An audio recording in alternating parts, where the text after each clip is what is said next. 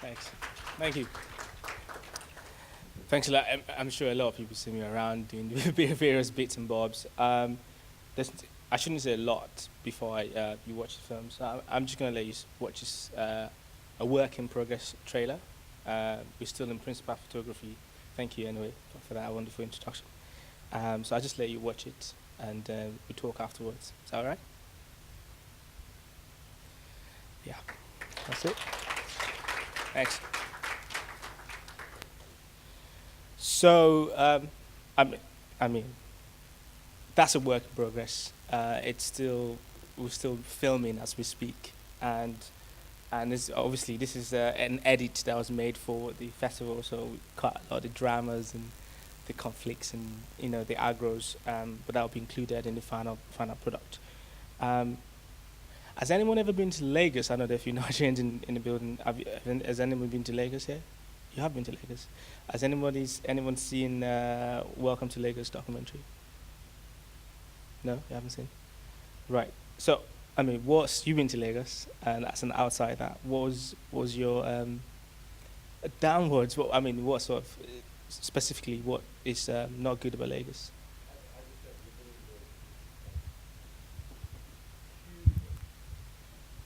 I just remember sitting in cars in queues and queues and queues and waiting for hours, and just like it just goes on and on and on, and I saw quite a lot of poverty. Plus, I was there with the South African national team. We lost 4-1, so that also clouded the memory somewhat. Right. But yeah, it's just a sprawling mess for me. And it was just too big for me. What was that? It was the first time we played against you guys. That was 1990 something? 92, No. I think. Okay. And then I was at the Nations Cup. Okay. Yeah, That was the last time you were in Lagos. The Nations Cup, Yeah. The good news is Lagos is a lot different now. It's been sorted out. Lagos is probably the only place I would recommend in Nigeria to go, because you really enjoy yourself.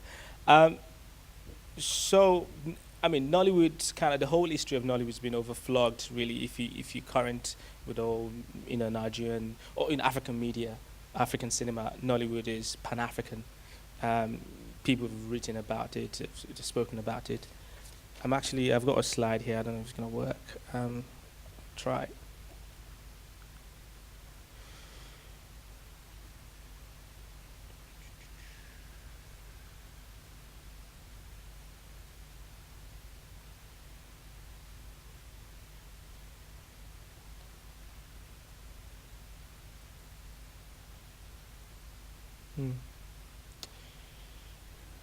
Yeah.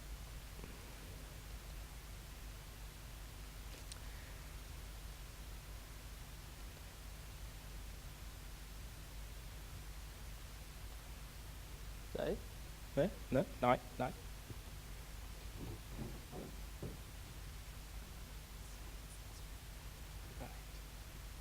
Yeah, so I got an email from Rosie and saying, we'd like to invite you on behalf of the Institute of Cultural Diplomacy. We'd like to invite you.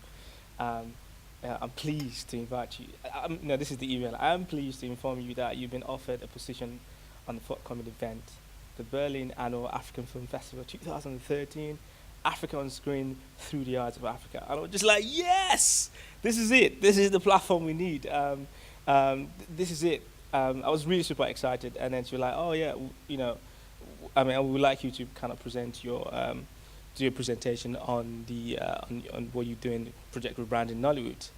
I was like, "Wait a minute, I have to stand in front of people and talk." It's like, that's not me. I don't do that. I'm the kind of guy that sits in the dark editing room, clicking away on frames, having a cup of, loads of, cup of coffee. I don't do any talking, except the client asks specific question, then I can give my creative input on why I'm doing the edit this way, and I have to stand in front of people and talk about what I'm doing. I let my work speak for me, and my work is best done actually if no one noticed. Obviously, you've seen a working project editing there. There are a few things in there that still need to be sorted out. But that's what I do. It's like make you tell a story without actually, you don't know I'm telling you a story, and that's my best work. And so for now to kind of come here and sound intelligent, it's a little bit daunting, but I'll try. So the project Rebranding Nollywood started as a dissertation, as all good projects will do. And I was asked in my final year at Ravensbourne my tutors, what are you going to do your presentation on? And I said, oh, Nollywood. It was like, that's a joke, right? Nollywood? I was like, no, Nollywood is the... And I began to explain to him Nollywood's Nigerian film industry. And I think it was a combination of what's the word? Combination of, I won't say shame. Shame is a kind of big word.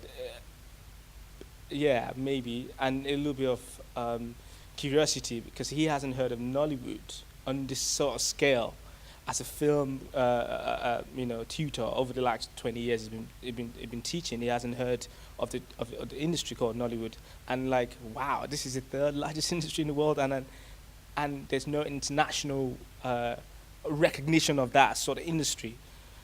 And I was like, really? Like, you haven't heard of this industry? And then obviously that became, the whole class go like, Nollywood, and then we start, obviously doing the research, and like, people were really surprised, and they're like, wow, this is actually going to be a really good dissertation for me. And I said, you know what, I'm not going to write, a lot of paperwork. I'm actually going to make a visual dissertation. I'm actually going to show you the people behind Nollywood. Because you say, but Nollywood, I tried to Google Nollywood. There's no place called Nollywood in Nigeria. I said, well, Nollywood's not actually a place like Bollywood or Hollywood. And he couldn't just get it around his head. Like, how can an industry not be you can't have a physical address and a physical place where you can go and meet people and talk to people in that industry. He couldn't get that around his head. And I said, well, I have to go and show you people behind the business of Nollywood. And that's how this whole project kind of got started on. And quickly, as I was beginning to look for other like Nigerians in the diaspora who want to do stuff in Nollywood, who've probably been trained in all different institutions and really interested in finding about, in helping Nollywood upscale. And I was able to put a good creative team together. Some of them are here today. These guys, they won a lot, few awards in the student capacity. And then we started talking about the possibility of going to Nigeria and actually filming there and talking to the stakeholders in there. And I myself, I left Nigeria a long time ago. And so it's going to be like a homecoming for me as well, like going back home to Nigeria and seeing how things have changed, and then begin to talk to the people in the industry and see, what exactly does the industry mean to them. So we all know the statistics. Nollywood movies are shot on budget strings, shoestrings. Nollywood ranks third in the global movie industry after Hollywood, and the second employer of labor in Nigeria. And just type into any search engine, Nollywood, things will come up that would maybe puzzle you, or like maybe you disagree with. But why Nigerian films so popular? Does anybody know why Nigerian films are so popular? Show of hands. They're funny. Yeah, they're very funny. That's why they're popular. That's correct. I think they're very popular because they tell stories their audience can relate to. They're Nigerian stories, maybe Pan-African stories, some of them, and they tell a story about the continent I was born, about the society I grew up in, and about people that I know, and they kind of melodramatize all the problems and social ills that these everyday people face in Nigeria. So we started this project, Rebranding Nollywood, because we feel maybe it's about time that people with skills, we say, okay, what is Nollywood assessment? What do they need to compete on international scale based on what my tutor, kind of the questions he was throwing out at us. And so my personal first experience with Nollywood, obviously, like most people, came in 1992 when I saw the film Living in Bondage. Has anybody any African here seen the film Living in Bondage? You have seen the film. I see your face in there. What was your, I like to, because I don't want to, this is not going to be a presentation. I'm going to tell you facts that you don't already know. It's going to be kind of like interactive audience. So if you give microphone to that lady and kind of tell us what was your shame. You haven't seen, but I mean, why did you have that face? I mean, oh right, okay, I see. Right, right. Well, Living in Bondage was the first kind of. It's given. I mean, Nigerian films started way back. I mean, you got Ibert Ogunde, you got Ola Balogun. It's in 1960s, making films in celluloid. But the actual video industry called Nollywood started in 1992 with this film, Living in Bondage. That is actually a kind of a PG version of the of the poster because it's scarred me for life. It was really it's like a horror flick, but in an African way. I mean, it was just a really graphic film that kind of depicts, you know, the social ills of voodoo in Nigeria. So it's about, you know, a man who sacrifices his wife in to get riches, and then, you know, so all these stories that everybody's been hearing about things like that in Nigeria, they then brought into the screen. You can see it, you know, the gore, the blood, you know, it was just like, whoa, really? Um, yeah, so that was my first introduction to Nollywood. Um, then, shortly after I saw that film, my father died to some mysterious circumstances. And obviously, everybody was like, oh my God, what did my mom do? What did she, this is real. The whole family came together and saying, you know, because my dad was had a you know, relatively good job. You know, worked in a white collar office. You know, was one of the managers in there, and he had a few, you know, chauffeurs around. And he wanted to travel to like the next like from Lagos to Abuja, and he decided like, oh, I'm not going to take any of my cars. I'm just going to go on public transport. And obviously, he had an horrific accident, and he was the only person that died in the whole, you know, car. So it was like, this is suspicious. We've got to go talk to this woman at home. You know, she must have done something to this. This is voodoo, obviously. And they all came home and we were talking about, what did you do with your husband? Where's his head? Because he had an head injury, so they couldn't even see his face. So all these kind of things that you've seen in this sort of film became reality for me. I'm like, oh my God, is this? Then I begin to question, is actually has my mom done something like that? Because it was so, the way it was presented to us, and, oh, you have to move out of the house, you have to go do some sacrifices, you have to do this and that, and it was just really horrible time in my life. Anyway, some good members of the family say, you know what, we've got to get all the kids out because you don't know who's going to be next. Anyway, they dispersed us. I went to America, and my sister went. You know, we were just kind of, family scattered. So I went to America to leave my uncle in Atlanta, Georgia. And that's where I began to actually get a dose of the influence of Nollywood films on the diaspora. So I came, and they were all, you know, every Sunday they would come around, because I was in the house, they would come around, and they would, after lunch, you know, they go to church, all of them come out after lunch, then they would start slotting in Nollywood movies that talked about, sort of that sort of voodoo, you know, people using people for sacrifice, and they would call me and like asking me questions.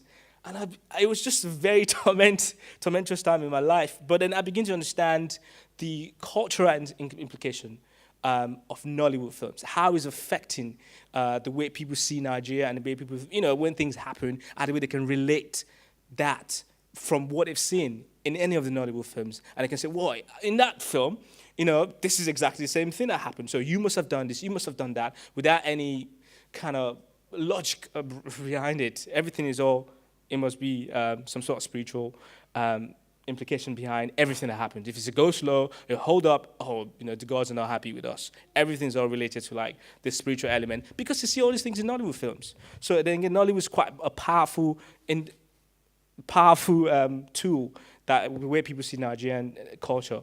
But what is Nollywood actually? Is it a genre? Is it an industry? I mean, there are film experts here. Will you say Nollywood is an industry or a genre? Show of hands. I've got my friend over there from Cameroon, maybe able to answer that question. What do you think Nollywood is?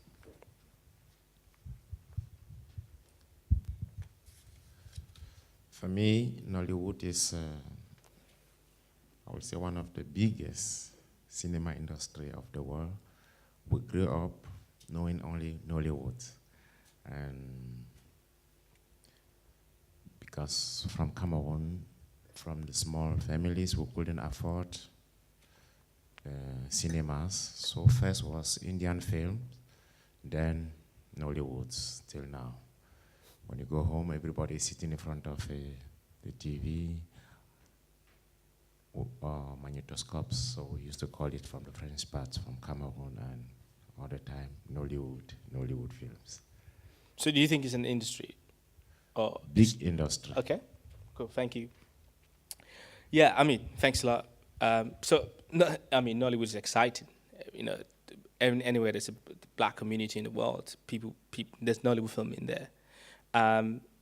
So, I mean, it represents the taste of Nigerians. It represents the values and aspirations of Nigerians and Africans, maybe that don't otherwise have the voice. I think Nollywood gives voice, an African voice, in a way. Maybe not. Nollywood gives a voice that international media don't give Africa, and Nollywood give that. And I think that's what Nollywood is so exciting, and we were talking about it. But I mean, now the question is, now that Nollywood's got the world's attention, you know, what do we do with that? If we look at, according to Wikipedia here, it says in film theory, a genre refers to the method based on similarities in the narrative elements from which films are constructed. And I'm like, huh? What is that? But anyway, it's saying Nollywood is genre is it's a setting. We say horror films is a genre, romantic comedies is genre, action films is a genre. There's certain things you must see. If it's an action film, you must expect some hero, some underdog becoming an hero and saving the girl, and then having that lovely kiss at the end and wins the girl. You know, you expect things like that. You know, you expect to be wowed. And it's a romantic comedy. You either cry or you're compelled to fall in love or whatever it is. So in that, if going by that definition, then Nollywood is a genre, because there's certain aesthetics when you watch Nollywood films. There's certain things you see. There's certain things you expect. A friend over there says comedy, you know, slapstick, people getting slapped, you know, just this, you know, comedic humor. You always get that from Nollywood films. So, you know, Nollywood is a genre in that sort of respect. As an industry must have 6 elements, 6 parts. It must have a development. It must have a production. It must have facilities. It must have distribution, exhibition, and export. Nollywood does all of that, you know. Nollywood does everything you say. Maybe not in a non-conventional way, but it does. It does all these things. So I'll say, taking all that into account, Nollywood is both a genre, an industry, and an audience as well. So, yeah, that's that. This is the proposed Nollywood city picture. I don't know if it's politically correct or not, but here you go. So stakeholders in Nollywood, people ask, who are Nollywood stakeholders? And this film, Project Rebranding Nollywood, we tried, what we went down to Nigeria to find was Nollywood stakeholders. Who are the people that are making, who are the policy makers? Who are the people that decide, how many films are produced? Who are the people that classify Nollywood films? Who are the people that are actually censored? Who are the people behind these things? And then we found them. We found various guilds. As a matter of fact, there are over 54 different guilds and associations in Nigeria representing Nollywood alone. So it became a head-scratching exercise to find out which one actually has authority to give us statistics or to give us the right information that we need. Because these people say something, and they will talk to another person and say, no, don't worry, we are the real guilds. And it became became an exercise on its own. Maybe Nollywood has too many stakeholders, but you have the Nigerian Film Commission, who are pretty much responsible for all the. They're pretty much responsible for. They're instrumental in regulating the issues around copyright, corporate intellectual properties, and things like that in Nigeria. The way I've done it that way, that's exactly how we felt, because everything is everywhere. So it was kind of difficult for us to find out. What we felt was the right authority to speak to. But that's changing now, as you can hear, and they trying to put structure to it, to the film industry now. and you've got Coalition of Nollywood Guilds and Association, you've got Nigerian Broadcast Commission, you've got a whole sort of different, you've got the Nigerian Film Video Classification Board. We couldn't get hold of them, but there's so many Nollywood stakeholders that are responsible for making Nollywood what it is today. And just it's before I go on, I think it's very important to mention that there have been sort of other documentaries on Nollywood in the past. So I don't know if you've seen any of these films, documentary films about Nollywood. So you have Nollywood Babylon. It's probably the most popular one. It was featured in the official competition, the Sundance, in 2008. And you have This Is Nollywood. Actually, it's Franco Sacchi, who's an Italian Zimbabwean, gave a talk about Nollywood at TED Oxen. So it had a good audience in that. And you got a good copy, bad copy, which obviously shows the model. We were saying kind of West learned from the Nollywood model, just straight to DVD and skipping all kind of cinema release and everything. And that model works for Nollywood. So that film, that documentary film, explores that. And you got Welcome to Nollywood as well. So we kind of felt the timing of this project, this documentary is so perfect because the last time anything was done on Nollywood was 5-6 years ago. And actually, this project is actually the first project by a Nigerian talking about the industry. So it's quite unique in that way. And it's already starting to create a lot of factions in the industry. People are talking about it, what needs to be done, and there's a lot of discussion about Project Rebranding Nollywood in Nigeria and people have spoken to. So the idea of rebranding Nollywood is a very interesting one because some people we spoke to was like, well, what is filmmaking? Filmmaking is money making at the end of the day. Business guys put their money down and say, we want to create a film industry so we can make money. And Nollywood makes money. So what is wrong with that model? As a matter of fact, the West should be looking to learn from that model because Nollywood does everything that in the books you should not do. But yet it still works. There's so much love and so much attention is given to them. Why do we need to rebrand Nollywood? I guess the answer is in the documentary.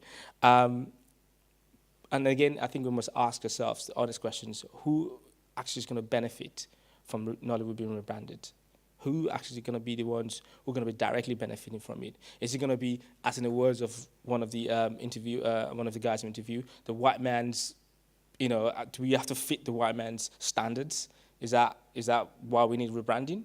Or are we trying to create a legacy, a sustainable legacy for the up-and-coming generation of filmmakers? Is that why we need rebranding? Why do we need to rebrand an industry that works as it is? What we said is, if you're an athlete, you could win races you could run from one village to another. If you're in Africa or anywhere, you could be a very local champion, as we say. But until you get onto that international stage, until you get onto that Olympics and run against Usain Bolt and compete in that level, you're never going to be recognized as an athlete, as a world-class athlete. And if Nollywood is coming up with all these statistics and saying we are the third largest in the world, which a lot of people don't believe, but in terms of obviously production value, you can imagine if you're producing 2,000 films a year, you will, you'll be you'll be regarded as a successful industry. So all of that stuff is why we decided in the diaspora and saying, look, if we have the skills in the diaspora, if I'm an editor and I can decide to work for a nice Soho post-production company and earning my 30,000 a year or 40,000 a year, whatever it is, I'll be comfortable. That'll be all right. But if I have the skills to make a change, and as my friend Paul, I challenged my friend Paul, it's easy for me to stand over here and say, no, we need to do this. I need to, go down there and show them how to do this properly and give them that training so that they can start to upscale or to develop their skills. Because you have the situation of people that just do stuff. They just do it because they just do it. They might not necessarily have the understanding of why they're doing it, but they just do it, and it works that way. So we're saying we in diaspora, we have to come together as a collective, and that's exactly what we did. We formed a diaspora collective initiative of filmmakers, of visual effects, people that understand film industry, and saying, look, we need to start showing Nollywood how it should do its film. But you got the classic case of a Nigerian, of a Nigerian filmmaker who's saying, "What do you know? Yeah, what do you know about filmmaking? I made 1,000 over 100 films. What are you gonna tell me?" And that's what we met all through. People were like, "What do you just been schooled in some posh, university, and you're gonna come and tell me how to make films? No, you can't do that." So we were faced with a lot of set challenges, during our discussions with, as you can see, with all the stakeholders. They're like, "Look, you can't come and teach us anything because we've been doing this for a long time. What are you going to teach us? You just only graduated like 2 years ago and you only made one film." But we're saying, well, the understanding we're bringing in understanding, we're bringing in knowledge, and they didn't want to hear it. So set challenges facing with Nollywood filmmakers, but I believe this challenges produces opportunities for us to engage with assisting Nollywood to compete on an international scale. And I suppose the ultimate challenge is how can Nollywood be rebranded actually without losing its core value and authentic African storytelling? That's the challenge here. Yeah, you get it rebranded, you put a structure together. How do we do that without actually losing that core? Because you don't lose that audience. The audience loves Nollywood. They have got so much Nollywood, but Nollywood needs to, because Nollywood needs to create, jobs. Nollywood needs to, represent Nigerian culture. So it needs to do this right. People see Nollywood, people see Nigeria, people see Africa actually through the eyes of the films Nollywood make. People would judge a Nigerian woman based on how she's portrayed in a Nollywood film.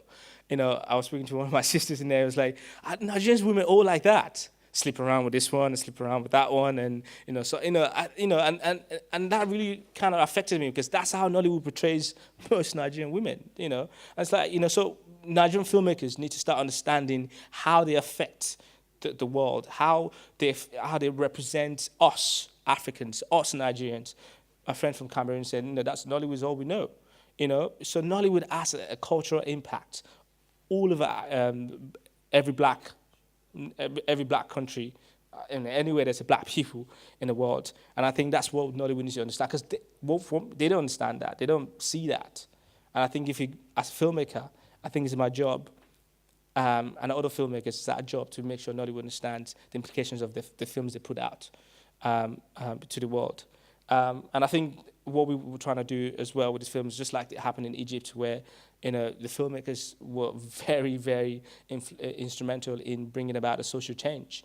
They were able to show what's going on, and everybody was able to get together and rally and support. And I think if we're able to show what is going on in Nollywood now, in terms of, the structure they're trying to put together, in terms of what is actually happening, because there's a lot happening in Nollywood at the moment. There's a lot of things going on. You've heard about the $200 million in intervention fund that was given. That is creating a lot of problems. This money was supposed to help build a structure, but now we're having people. This is why I said maybe the government doesn't understand how to build a creative industry. Because we were in so many town meetings, so many town halls, and it's like these people that actually, the people that are supposed to be managing this money, don't understand the legacy, don't understand building legacy, don't understand making it sustainable. It's like, we should have the money because we've been making this film for like 20 years. We built this industry. They should have the money. That should have the money. Anyway, I'm going on and on and on and on and on. Ultimately, I think the heart of Nollywood is its audience. Like I said, it's that audience, that core audience that it sells to, and it knows that audience, and it's got that audience, that Pan-African audience. It's got them, and it's not going to let go. So, because the audience has pretty much provided the foundation for Nigerian film to develop and become the irrepressible Pan-African phenomenon that it is now. And if the industry must change, then the change is got to be driven by the audience. And there's a rise in the new audience in Nollywood, the middle class audience, which I'm proud I belong to, who want to effect this change. We say, you know what, we want something better. We want something different. But, you know, we've got people that built it, we don't want to disrespect them, and they're not going to let go. So the documentary is going to explore, it's a huge drama, this documentary. I mean, we believe it's going to bring about a social change. We know, actually, we can feel it, because the people that have been involved in it saying, you know, yeah, it's just going to be a really, really, going to bring about the social change. We know that. So we understand as well that the box of the film, that's a market overview of what Nollywood does compared to other industries. We understand the bulk of Nollywood films made in Nigeria will still be made for Africans, and that's not going to change. And we also believe that, you know, it's like I said, it's time for Nollywood to be rebranded, but we don't want us to lose the core audience. We don't have all the answers yet, but we believe this documentary will provide those answers. And what we want, the vision for this documentary is to become an authentic art form that will engage domestic audiences and international audiences as well. We want a documentary, an art form that will be respected globally, that will bring credibility to Nigeria in a way that it matters, like the masters have done, Fela and Ichibe, and did for music and literature. And yeah, that's the challenge for the future, really. Thank you.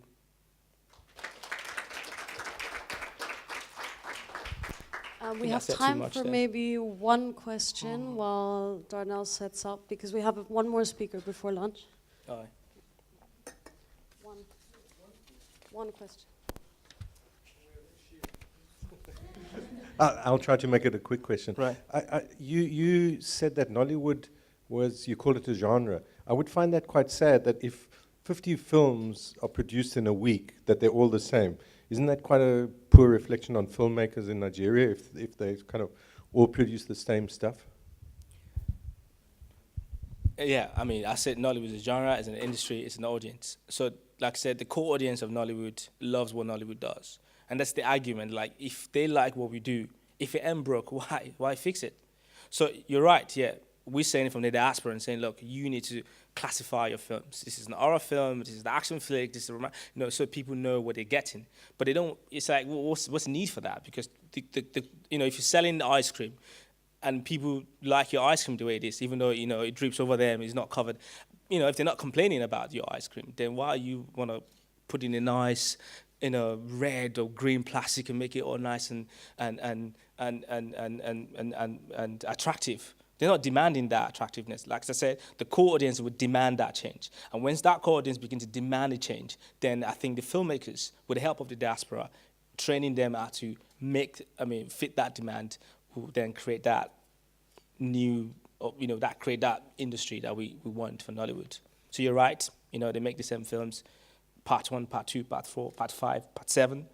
People watch it. Like I said, I was in America, every Sunday they all get together and they watch these films all day, even though a lot of times they talk over it and they argue, I knew what's going to happen next, it's going to come over and give them a slap. And it happens, but they like that. So it's like, why change?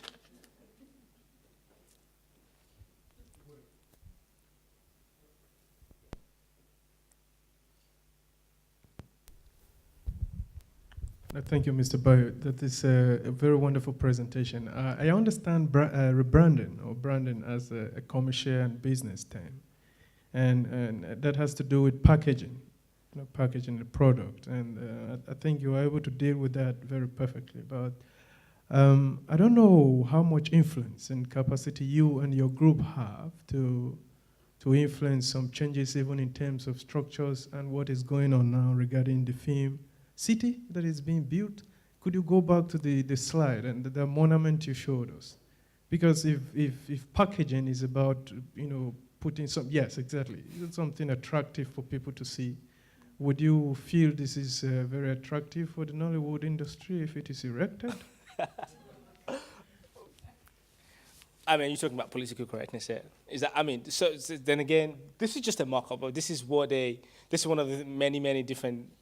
So Nollywood now is the federal government in Nigeria is asking for ideas. comes to proposals. Please. So we're kind of funny when we saw this. I was like, oh, this is great.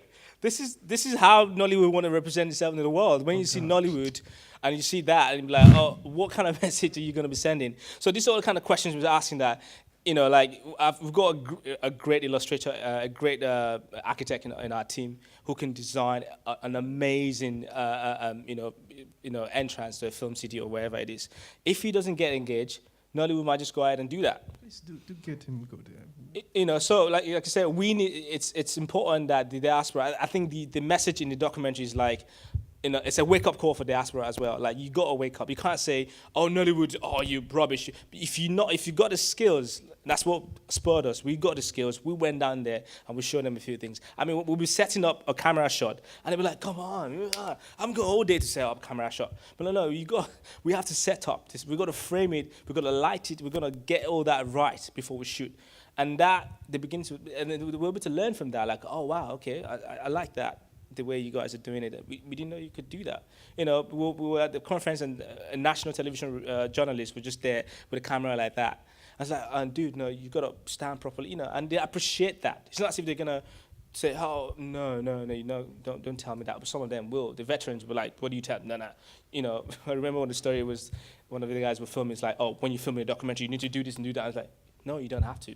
You know, there are many ways to kill a rat without shedding blood. But, you know, you're right. We need to get involved if we don't want Nollywood to kind of project this sort of image. Okay, thank you very much. Can we give him a hand of applause? No.